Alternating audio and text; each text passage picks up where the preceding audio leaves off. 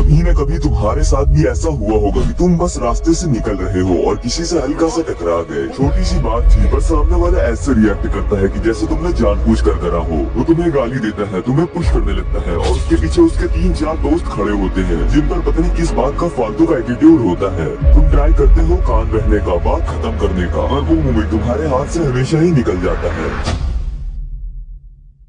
क्योंकि तुम अकेले हो और वो पूरा ग्रुप है। ना तो तुम फाइट करना जानते हो और ना पीछे हट सकते हो। और जब सब देख रहे होते हैं ना, तब तुम्हें ऐसी बेइज्जती फील होती है जो सीधा दिल पर लगती है। और अगले दिन वही लोग तुम्हारा मजाक उड़ाते हैं। तुम्हारे दोस्त तुमसे कहते हैं कि यार तेरी तो फट गई थी, तू तो वहाँ कुछ बोल ही नहीं पाया, जो कि ऑब्वियसली नॉर्मल है। इवन वो गर्ल्स जिनके सामने तुम हीरो बनना चाहते थे, वो भी तुम्हें वीक समझने लगती है। लेकिन अब दूसरी चीज इमेजिन करो, वही सिचुएशन है, वही बुलीज है, लेकिन इस बार तुम्हारी आंखों में कोई डर नहीं है, बल्कि एक अजीब सी शांति है। क्या तुम टोजी फुशिकोरो को जानते हो? उसके पास कोई भी क्रश टेक्निक नहीं थी, लेकिन फिर भी उसने मॉडर्न एरा के सबसे स्ट्रॉन्गेस्ट सॉर्सरर गोजो सातोरु को हारने पर मजबूर कर दिया था। और आज मैं तुम्हें वही मॉन्स्टर माइंडसेट सिखाने वाला हूँ, और बिना डरे खुद को डिफेंड करना भी, वो भी बिना किसी फालतू शो ऑफ के और बिना रिस्क के। बट ज्यादातर लोग सोचते हैं कि फाइट जीतने के लिए तुम्हें बड़े मसल्स या मार्शल आर्ट्स की जरूरत होती है, पर ये पूरा सच नहीं है। क्योंकि सड़क पर कोई रूल्स नहीं होते, वहाँ तुम्हारा मसल्स नहीं बल्कि तुम्हारे रिफ्लेक्स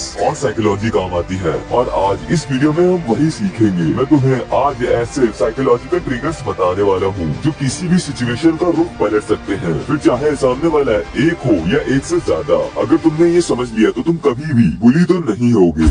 लेकिन याद रखना कि एक ऐसा रूल है जो सिर्फ प्रो फाइटर्स ही जानते हैं और जो उन्हें हमेशा डिफेंड करता है और हारने से बचाता है। एक ऐसी चीज जो तुम्हें कभी भी हारने नहीं देगी, फिर चाहे तुमने एक मुक्का भी न चलाया हो। वो सीक्रेट मैं तुम्हें वीडियो के एंड में बताऊंगा, इसीलिए बिना स्किप करे एंड तक जरूर देखना। तो बहुत हो गई बातें, अब चलो सीधे स्टार्ट करते हैं। Chapter 1, the dead I effect. Problem पता है क्या है? जब कोई हम पर चिल्लाता है या हमें डराने की कोशिश करता है तो हमारी बॉडी फ्रीज हो जाती है, ब्लड प्रेशर बढ़ जाता है, हाथ कांपने लगते हैं और दिमाग ब्लैंक हो जाता है। और सामने वाले को वही चाहिए होता है, वो तुम्हारी आंखों में डर ढूंढना चाहता है और तुम उसे वही दिखा देते हो। और अगर तुमने वहाँ पर डर दिखा दिया तो तुम फाइट शुरू होने से पहले ही हार जाओगे। वो तुम्हें और दबाएगा, तुम्हें और डराने की कोशिश करेगा, तुम्हारी सेल्फ रिस्पेक्ट की धज्जियां उड़ा देगा और वो दुख तुम्हें महीनों तक अच्छे से सोने नहीं देगा। इसीलिए यहाँ काम आता है द प्रेडिटर्स काम रूल। जब सिचुएशन गर्म हो तो चिल्लाना बंद करो, रिएक्ट मत करो, जस्ट ऑब्जर्व। साइंस कहती है कि जब तुम बिल्कुल साइलेंट हो जाते हो और सामने वाले की आंखों के बीच में यानी कि नोज के थोड़ा सा ऊपर फोकस करते हो, वो भी बिना ब्लिंक के किए, तो सामने वाले का सबकॉन्शियस माइंड कंफ्यूज हो जाता है। उसे लगता है कि तुम डर नहीं रहे हो, तुम कैलकुलेट कर रहे हो। और ये अनप्रिडिक्टेबिलिटी ही तुम्हारा सबसे बड़ा वेपन है। इसीलिए तुम्हें गुस्सा नहीं होना है, तुम्हें कोल्ड होना है, क्योंकि गुस्से में इंसान गलती करता है पर कोल्ड माइंडसेट में इंसान एग्जीक्यूशन करता है। Chapter 2, the 3 second evolution. अब आते हैं रियल एक्शन पर। जब तुम एक ग्रुप के सामने घिरे होते हो तो तुम्हारे दिमाग सबको एक साथ देखने की गलती करता है और उससे दिक्कत पता है क्या होती है? तुम पैनिक करने लगते हो 4 लोगों को देखकर। बट सच ये है कि तुम्हें 4 से लड़ाई नहीं करनी है। हर ग्रुप में एक अल्फा मेल होता है, वो बंदा जो सबसे ज्यादा बोल रहा है, ये जो लीड कर रहा है, और उसे तुम बहुत ही इजीली देख के पहचान सकते हो। जब भी सिचुएशन एस्केपेबल हो जाए तो 3 सेकंड के लिए सराउंडिंग्स को स्कैन करो। सबसे पहले भागने का रास्ता देखो। सेल्फ डिफेंस का पहला रूल हमेशा एस्केप होता है, ईगो नहीं। तुम्हारे आसपास क्या है? एक पेन, एक चाबी या तुम्हारा खुद का हैवी बैग, उसे यूज करो। क्योंकि स्ट्रीट फाइट में फेयर प्ले जैसी कोई भी चीज नहीं होती है। और हमेशा उस ग्रुप के लीडर को टारगेट करो जो कि सबको लीड कर रहा है। अगर बात हाथ पैर पर पहुंच जाती है तो तुम्हें सब पर ध्यान नहीं देना है। अगर तुमने सबसे लाउड बंदे को न्यूट्रलाइज कर दिया तो बाकी के 3 वही ठंडे हो जाएंगे क्योंकि वो उसी के भरोसे थे। बट अब तुमने उसे चुप करा दिया है।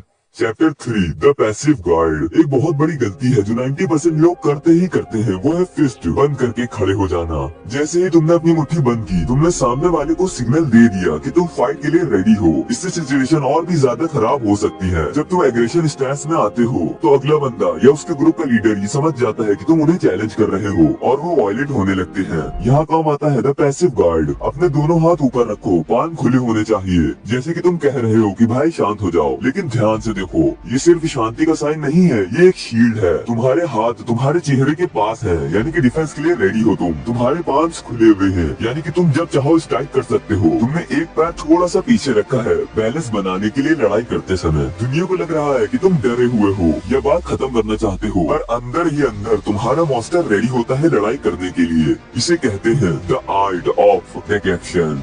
जब सामने वाला सोचेगा कि तुम वीक हो, तो वही तुम्हारा सबसे बड़ा एडवांटेज होगा। Chapter 4 the verbal judo. Street fight में जीतने का मतलब सिर्फ मारपीट नहीं होता। सबसे बड़ा फाइटर वो होता है जो बिना हाथ उठाए सामने वाले की विल पावर ही तोड़ दे। अगर तुम वहाँ गाली गलौज करोगे या चिल्लाओगे, चिल्लाने से डर छुपता नहीं है बल्कि दिखाई देने लगता है। इसीलिए जब तुम बात करो तो तुम्हारी आवाज डीप और धीमी होनी चाहिए, जैसे कि तुम बहुत ही ज्यादा कोल्ड हो। और हाँ, जरूरत से ज्यादा मत बोलना, बल्कि बिल्कुल काम होकर उसकी आंखों में देखकर बोलो कि हाथ नीचे करके मुझसे बात करो।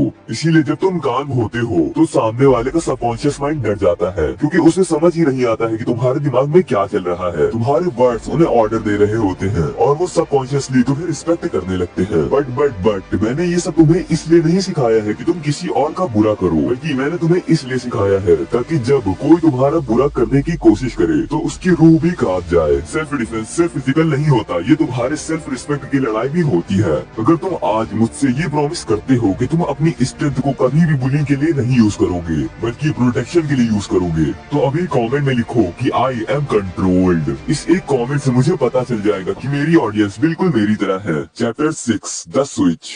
मैंने वीडियो की स्टार्टिंग में एक प्रॉमिस किया था कि एक ऐसा गोल्डन रूल है जो तुम्हें कभी भी हारने नहीं देगा, जो है द स्विच। एक मॉन्स्टर और एक आदमी में बस एक ही फर्क होता है। एक मॉन्स्टर को पता होता है कि कब एम्पैथी यानी कि दया को स्विच ऑफ करना है, और एक रियल इंसान को नहीं। जब बात तुम्हारी जान पर आ जाए या तुम्हारी फैमिली की इज्जत पर, तब वहाँ कोई भी रूल्स नहीं होते, वहाँ कोई भी सेल्फ इम्प्रूवमेंट काम नहीं आती। वहाँ सिर्फ एक ही चीज काम आती है, जो है the will to do whatever it takes. तुम्हें हमेशा शांत रहना है, स्माइल करनी है और इग्नोर करना है। लेकिन जिस सेकंड तुमने डिसाइड कर लिया कि अब फाइट करनी ही पड़ेगी, तो पीछे मत हटना। फिर तब तक मत रुकना जब तक सामने वाला फिनिश ना हो जाए, यानी कि तुम उसे हरा ना दो। क्योंकि एक बहुत पुरानी कहावत है, it's better to be a warrior in a garden than a gardener in a war. एक मॉन्स्टर बनने का मतलब ये नहीं है कि तुम हर किसी को मारते रहो। उसका मतलब ये है कि तुम इतने डेंजरस हो कि तुम्हारे प्रेजेंस ही तुम्हारे अपोनेंट को शांत कर दे। बट असली ताकत वायलेंस में नहीं है बल्कि रेजिस्टेंस में है। अगर तुम किसी को मार सकते हो पर फिर भी तुमने उन पर हाथ नहीं उठाया और बात से ही मैटर क्लोज करने की कोशिश की, तो तुम एक विक्टिम नहीं, एक एपेक्स प्रेडिटर हो, जिसने अपने अंदर के मॉन्स्टर को चेन से बांध रखा है और उसे अपनी मर्जी से कंट्रोल कर सकता है। क्योंकि गुस्सा तो सभी पर हावी होता है,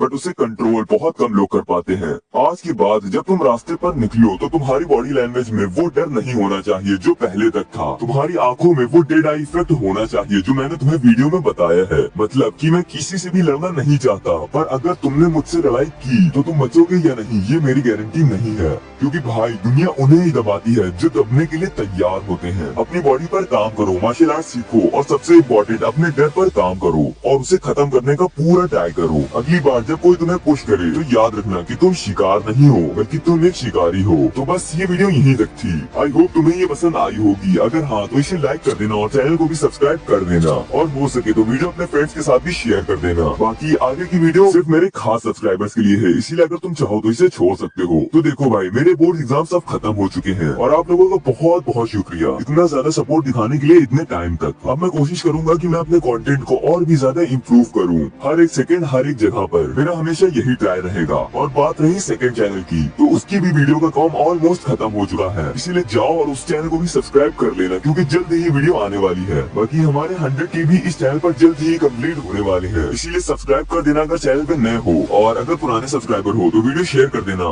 अपने फ्रेंड्स के साथ और उनसे भी सब्सक्राइब करने को बोल देना। तो मिलते हैं अब नेक्स्ट वीडियो में। तब तक अगर तुम चाहो तो मेरी इस वीडियो को भी देख सकते हो।